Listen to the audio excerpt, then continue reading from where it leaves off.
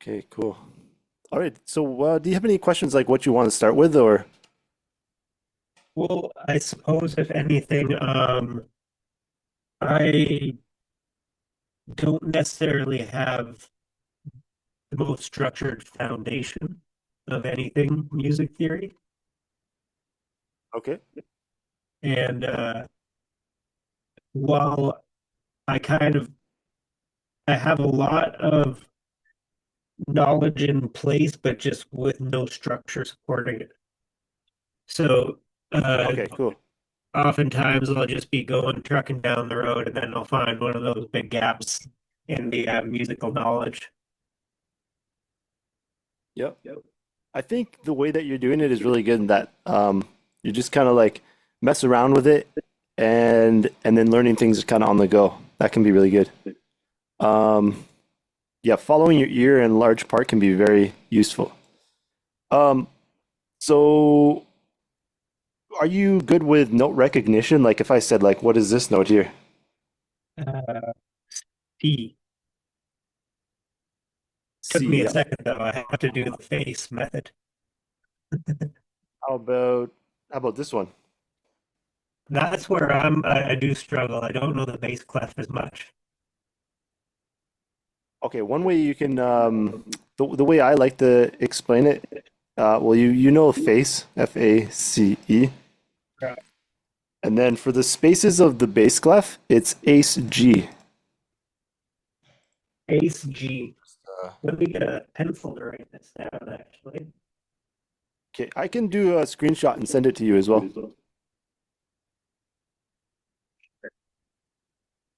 I do have something to take notes as well, but so that's Ace G. Yep. Just add those there. So one way you can remember it is that it's face. Just think, because space, right? We're on the spaces. Yeah, So you can think space, face, space, ace, G. And ace G, I like to tell little stories to help my students remember. But I say ace G is this little mouse who who built his own airplane, and that's why they call him Ace G because he flies the airplane like really well. So that's why they call him the Ace. But then G because he built his airplane himself, so he's a genius. Also, like as in like G force. That can be one way to remember it. To remember it. Ace G, yeah. You and have to be a good he's pilot flying if up you like can he's fly taking that off. low. What's that? Sorry. You have to be a good pilot if you can fly that low. Yeah, yeah. He's taking off, and then once he's up here, it's like oh face. Sometimes I think of just like face is just higher up, right? But then you could say it's like oh once he takes off up here, um, he it becomes like it's putting like the G force on his face. But then here's another crazy thing is if you go even higher than that, like these lines up here, this is also ace G. So it's like once he flies all the way up here. So he takes off from the bottom and then flies at the top. Okay. But usually I like to focus on just the staff ones for now. So we got space, face, ace G. And then the other one is really simple in the sense that if you learn one, you learn them both. So let me just show you. Do you know this one? Is that every good boy drives Ferraris or something similar? Yeah, one sec. Let me get it in. Okay, so every good boy drives UGBDF. Ferraris. Yeah. And then to remember the next one, it's literally the same thing, but you're going to start on G instead. So good boys drive Ferraris, and then you say always for the last one. So it'd be like, so you see it just kind of connects there like, oops. Right. Good boys drive Ferraris, and then that's the only one that's new, always. Yeah. So that's good. You don't necessarily need to know that like you'll learn that eventually, and you really only need to learn that like you still need to know that for theory, but still with theory you can kind of like a lot of times you just follow your ears or follow the pattern. Um, Whereas reading the note names might be more useful, more so for sight reading. But because you're composing, you're probably like it's fine that you're just kind of taking your time with it. Um, all right, so that's good. We've got note names. Okay, another thing you want to know is intervals. So if I say from here to here, the amount of steps will be you got to count where you start. So this one starts here on the line, or sorry, on the space, I mean. So space is one step because you got to put your shoes on before you leave the house. So first step, second step, third step. So from here to here is up a third. Okay, and then how about this one? Oops, let me do this. Change this here. How about this one? What would this be? That's down. That's a fourth down. How close? You always got to count the first one though. So the first one will be here. Okay, so that's a major fifth. That's a fifth. Yep. Did you say major fifth? Uh, yeah, that's a. I suppose it would probably be minor if it was flat. I guess maybe. Oh, actually, okay. So yeah, so there it does go into detail with that. For now, you can just think of it as a fifth, just because one, two, three, four, five. But there are different types. Like you've got with fifths though, you don't have major or minor. Um, but we can get into that detail kind of later. Mostly with fifths, it's either perfect, augmented, or diminished. But you can There's have like gaps in thirds that are like what's that? Sorry, there's the gaps in the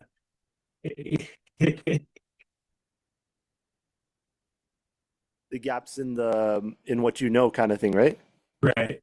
I know of a major fifth, so I figured all fifths must be, but then I figured if you then throw in a sharp or a flat, that changes that, of course. Yeah, exactly. But it's actually more so the exact number of notes in between. But we can Right. get into that detail more specific at another point. But let me just bring up this awesome website. It's called musictheory.net. I'll just show you my screen here. One sec.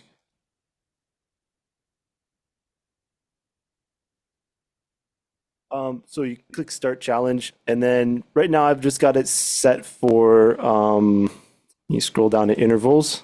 You just do this one row, or sorry, not row, column. So I just do this one column, but you can see here with this column that for like a second, you have a diminished second, a minor second, a major second, an augmented second, and you can have that for all of them except for for a fifth, a fifth, and an eighth. So and also first, but they don't have first here.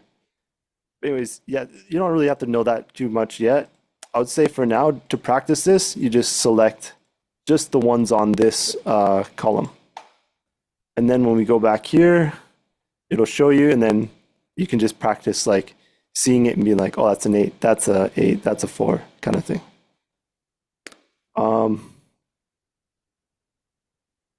So before we do that, though, I just want to show you this super helpful little trick with that.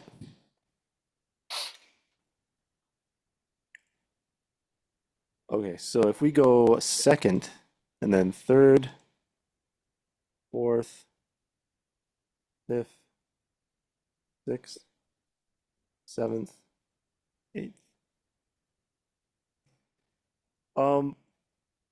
So you only really need to go up to an eighth. You only need to know an eighth because anything past an eighth, I just go back to a note recognition. It's actually quicker just to be like, okay, what note is that after that?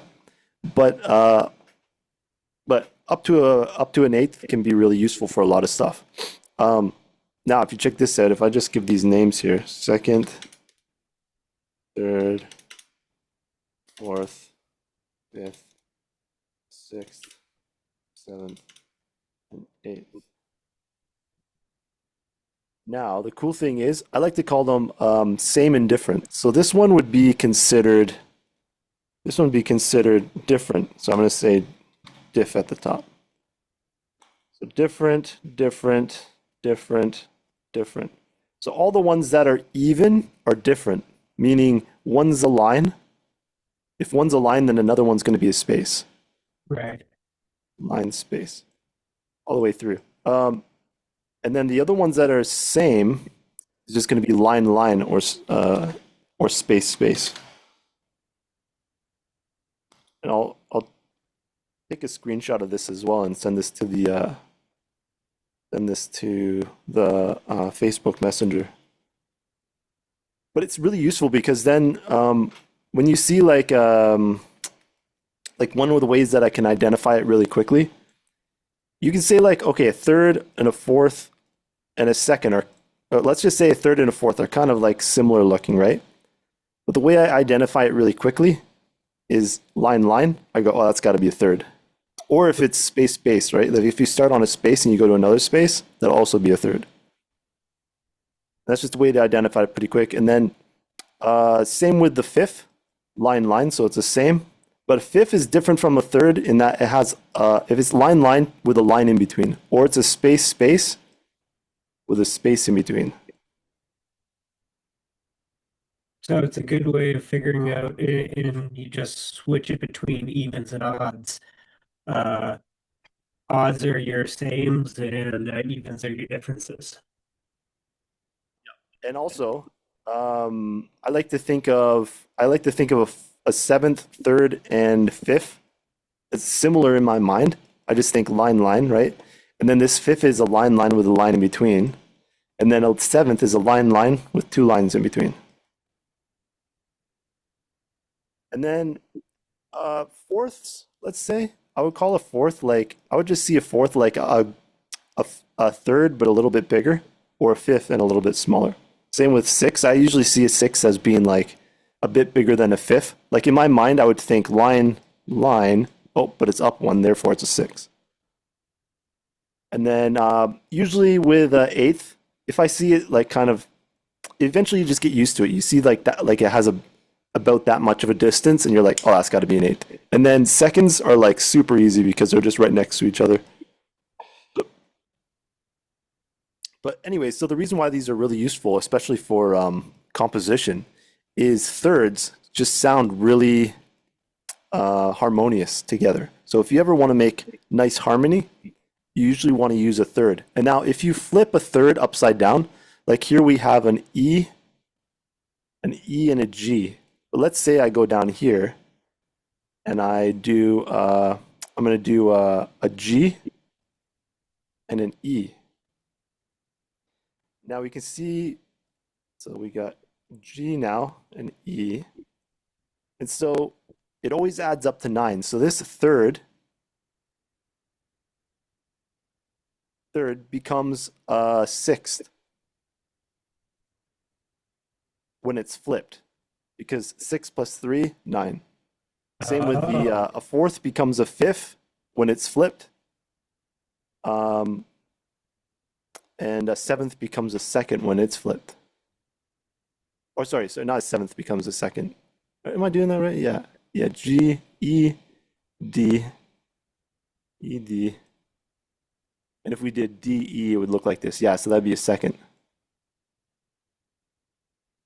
Yes, always adds up to 9. So if you ever want to think like, what is its flipped, like the version of it was flipped, you just count up to 9 basically. Like you're 7, 8, 9. Boom, you got a second. But anyways, the main one you want to focus on are sixth. Sorry, what's that? That almost trips me up then, because I don't know how the 9 factors in. And it's because there's two that don't get a sharp and a flat. So that's, yeah, Yeah, okay.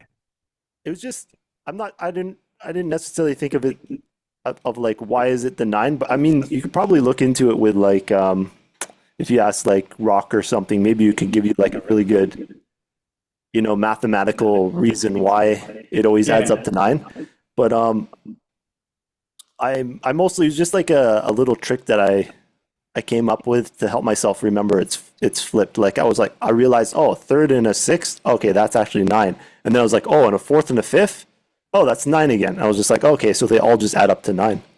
But it's really Um, cool so noticing yes, in my mind that the missing two only add up to 11, but that's just me adding together things that don't mix. the missing two. Which ones do you mean? The In between the A and the B and the E and the F. Is that no? Anyways, yeah. The yeah. But no, that was me just adding two um things that don't correlate. well, keep doing that kind of thing. It can be really useful to notice little weird patterns like that. Because if you notice weird patterns like that, it'll actually help you to just be able to think in terms of different patterns and stuff better because you'll be like you have this little kind of key that you can unlock these different insights. Because nobody told me a third um, upside down, the sixth was always adding up to nine. That was just something that I just, I was like just kind of messing around looking at them and stuff, and you go, oh, okay, and you just kind of notice some patterns. So just noticing some little patterns with it can be super awesome. So if you ever like, a lot of times I'll just kind of geek out and have this idea like, like you said with the 11, I'll be like, let me look into that a bit. So I just start like, geeking out, writing some like music theory stuff just to see like if some type of pattern does emerge with the 11 or something. So, um, so yeah, a third sounds harmonious, and a sixth also sounds harmonious because it's essentially the same thing. Like if I play you a third here, you can see it sounds really nice, right? Usually, when people harmonize, they harmonize with thirds. So when you hear like vocalists, they'll be harmonizing with thirds. And then the same with a sixth. So if I do a sixth, here's what it sounds like.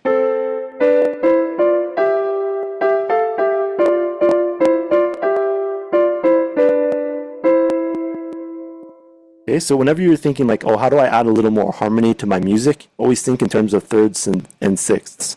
Now, the thing with the fourth and the fifth, I always think of like a fourth and a fifth as being like, it sounds a bit colder. It's almost like you've moved into a new apartment, but none of your stuff is in the apartment yet. It's just like there's no carpet, there's no like paintings on the wall or anything. It's just empty, right? So it's kind of like, here's what a fifth would sound like.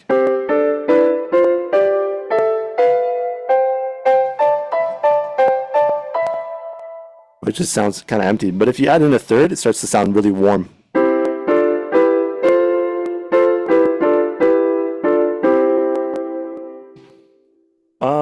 And then sevenths and seconds, I would just add those in every now and then if I want to make some type of weird chord or something. Because like if you listen to a seventh, it sounds kind of dissonant. It's like, right? But the cool thing is, actually, let me just bring up my on-screen keyboard here a sec, because this is a really interesting. I always found this fascinating with the sevenths. Oh, this program always makes me re-register. Hold on, it get kind of annoying.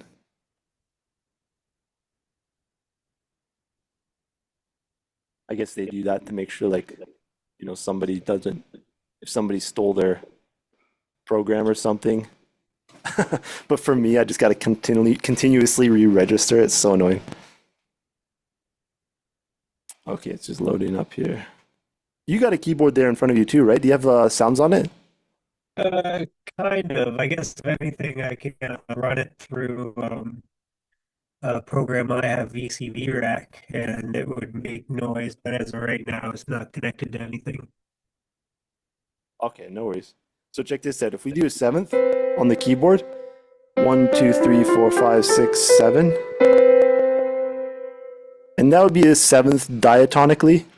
By diatonic, I mean within the key signature. So the key signature we're in right now is C major. I just made it C major because there's no sharps or flats. So you don't have to think like, it's just all the white keys. You don't have to think any sharps or flats like, okay, E flat here or something, right? Now, chromatically would be every single note. So chromatic scale would be like, be hitting every single note going up. But diatonic, you're just hitting the notes within the scale. 1, 2, 3, 4, 5, 6, 7. So there's a seventh. It sounds dissonant as is. But the weird thing is if you add in these in between, which is, this will be a third, because 1, 2, 3, 4, 5, there's a 5. But if you think about it, a fifth is essentially, it's like, if you take out the 1, then between the third and the fifth, now you're making another third. If you call the E the 1, or the 3 the 1, then the 5 is the 3, if that makes sense. Okay, so yeah, it basically is So just then if I had figuring this, out a way of resolving it. yeah, yeah, and usually, because you always want to think thirds are harmonious, so you got a third there, and then you've got the fifth, but if you have the third in between, it sounds even nicer. And then if you got the seventh, it sounds weird by itself, but if you put like a third in and a fifth in, then essentially you're building it up in terms of thirds. You've got a third here, and a third here. So now notice between the seventh by itself, it sounds weird, but when you have a bunch of thirds that are kind of stacked in between it, it kind of turns it into a really nice chord, like crazy, eh? Yeah. You can actually keep going with that, like third, third, third, third, third, third, third. And because And all those are thirds, I guess it just those are all sounds spaced 2 apart too, which makes it easy to remember. exactly. Yeah. Yeah, so that's a really good thing to know with the thirds. Like if you're doing a melody, like let's say you're going, if you do that as thirds, you can be like, and now you've added, or you could do it with 6. But if you do it with the fifths, it'll sound a bit. I think they did more of that harmony with like ancient like Chinese music or something. That's why it has like a bit of that. And actually ancient with the Gregorian chants, they usually used to sing in fifths, like Domine, Domine zis requiem, that kind of thing, right?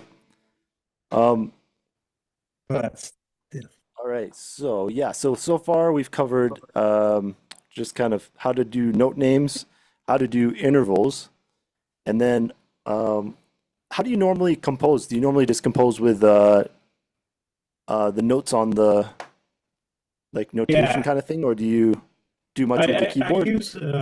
I use MuseScore as suggested.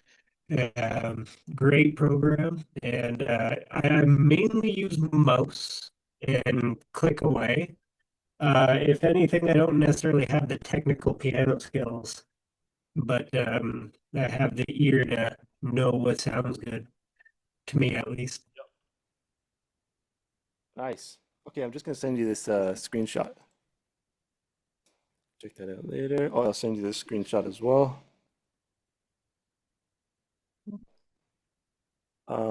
And okay, now I'm actually going to show you something interesting, which is called motifs and melodic phrasing. So I'll just delete this here. So in terms of composition, they usually go like, usually goes, not always, but usually goes in terms of like 4 for the 4 parts for the call, and then 4 parts for the answer. So we're just going to break that into 4 bars, and we'll just have like each bar will be like 1 part essentially. Now, if you think of like a melody, sometimes, well, a lot of times it'll actually be like an A1, A2, A1, B, and then this is unresolved, and then they go A1, A2, and then actually maybe we can say B1, and then we'll say B1, B2, and B2 resolves it essentially. So to give you an example of this, oops, actually I'll keep those there. Actually, no, I'll just play it first instead of writing it in, just so you can hear what it sounds like. So let's actually, you know what? Actually, I will write it in because so one way you can start with it too is you just start with a chord progression. So I like to do certain chord progression. Let me just yeah.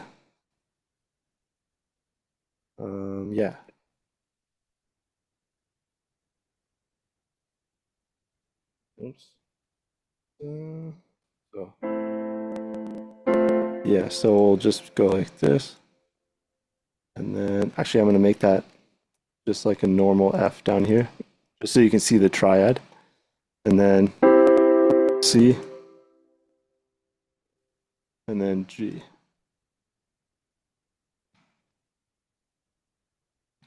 Just copy and paste that. So if you hear that, it'll sound like this.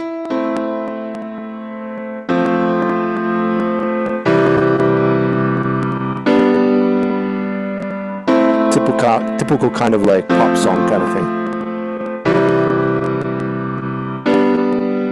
Now the thing is, I don't really like that it's jumping like big chunk down and then big chunk down and then big chunk up. I want to kind of keep everything kind of in like this area here.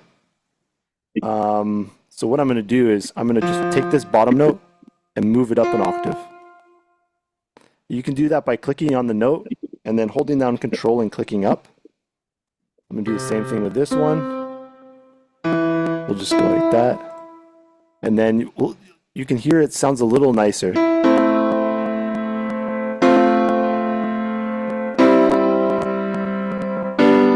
Just because kind of keeping it, that's called voice leading. And the reason why they would do that back in the day is because they didn't want the whole voice to like everyone who was singing those parts to like ooh, you know, having to jump around. They just wanted to like this singer keeps the same, singer keeps the same, and then the top singer just moves up one note, and boom, now you've got a whole new chord. Also, by the way, you're on mute, just in case. Okay, there you go. Just in case you did it by accident. Okay, so now we're going to try to create like motifs. So a motif is like it's like a musical pattern that repeats. So we'll say with this first motif, maybe we'll do something like that. So boom, 1, 2. So I'm just going to make something with this. Oh no. Actually, banana. Dun, dun, dun. So let's just hear it.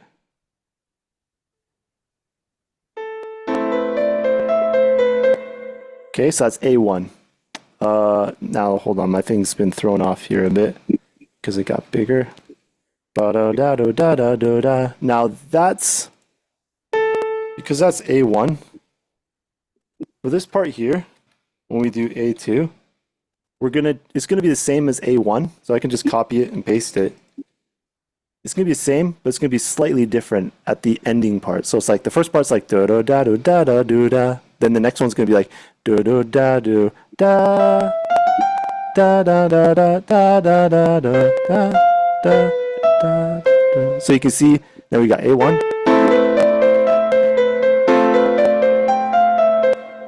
And then we're going to do this one here.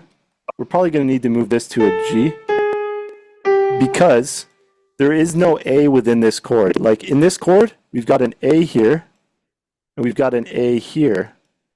So those match up. That'll be considered a chord tone. So when you're playing a melody, if you use notes that are in the chord, it'll sound a little better just because, you know, the chord is matching up with the melody.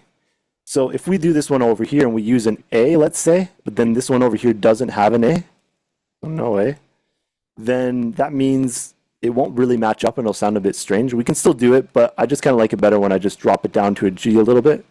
And so maybe instead of calling it A1 again, oops, it should be A1, A2. And then this one will be called, let's call this one A3.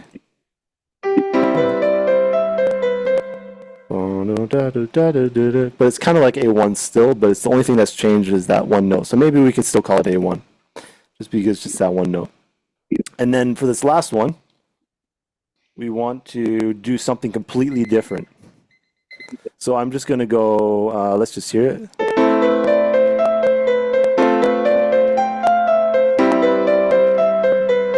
And then usually when you're going like, let's say up, sometimes I like to go like kind of the opposite pattern. So I'll go down. So ba da da da da da da da da da da da da da da da, maybe something like that. And maybe you even want to change up the rhythm of it. Like this one's all quarter eighth notes. So maybe on this part we'll throw in some 16th notes. So da da da da na na na da da da da da da da da da da da da da, something like that. So now we have a melodic phrase. It's a little more structured.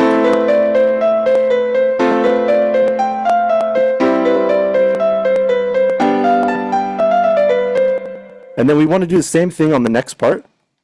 So I just copy and paste the whole thing. But we want this one now to be a bit different and to kind of like resolve. You don't have to have it, like you can make it completely symmetrical where it's just, you know, A1, A2, A1B, A1, A2, A1B, that's totally fine. And you can structure this anyway too. You could be like A, B, B, or you could be like, you know, like A, B, C, D, which would be like different for each one. But then on the next one, if you do the same thing, A, B, C, D, then it creates symmetry between the two lines, and it sounds a little nicer to the ears in a way. It's kind of like the person kind of expects what's going to happen next kind of thing, and they have a little more expectation for that. So it can be useful in that way. So let's just hear the next part here. So now I usually like to change it around here. So I'm just going to take this one out. Maybe we'll just take that one there from the B.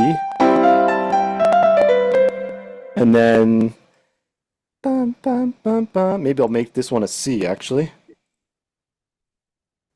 We'll go like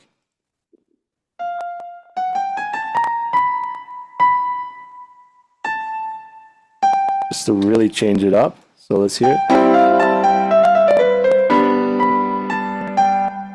Okay, now we have a full kind of melodic, and this would be considered one section. So this would be considered like a verse, you know, verse one. And then you do the same pattern from section to section, and you can be like, okay, here's the verse, here's the pre-chorus, here's the chorus, and then you have a greater structuring of that. So you could be like, okay, verse. If this, let's say, is the verse, and then I create something else for pre-chorus, and then I do like a chorus, then then you could have an overall structure for that as well, where you basically go back to verse again, verse, pre-chorus, and then chorus. So it also has an overall structure. And then usually people throw in like a bridge here, bridge, and then they might go just like chorus, chorus again at the end. Chorus, chorus. And then that would be like a simple like pop song kind of thing.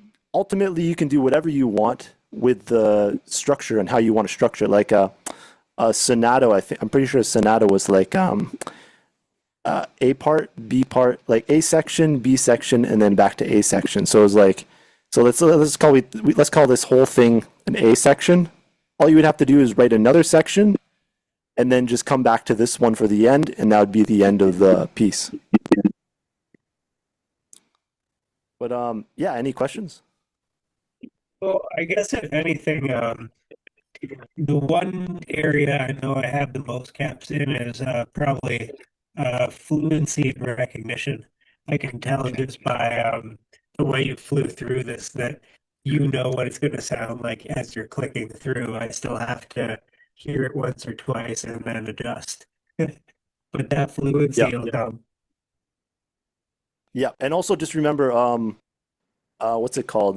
Chord tones versus non-chord tones. So chord tone, if you have a chord that's like A, C, E, then if you use the notes A, C, or E within your melody, those are going to more likely sound nice.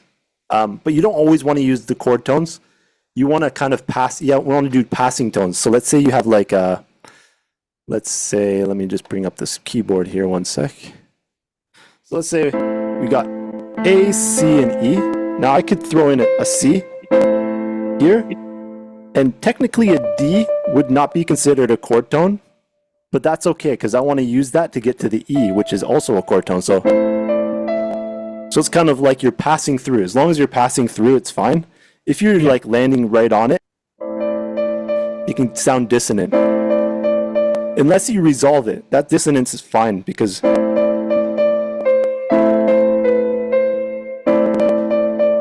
right? Because I'm resolving it to the chord tone.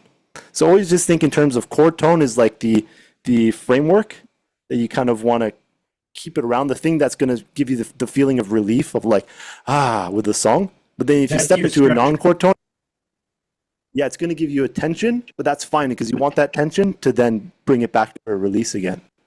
It's sort of like you want to keep it right. You don't necessarily, if you're building something, you don't want to go too far off your structure because then it's just going to be lopsided.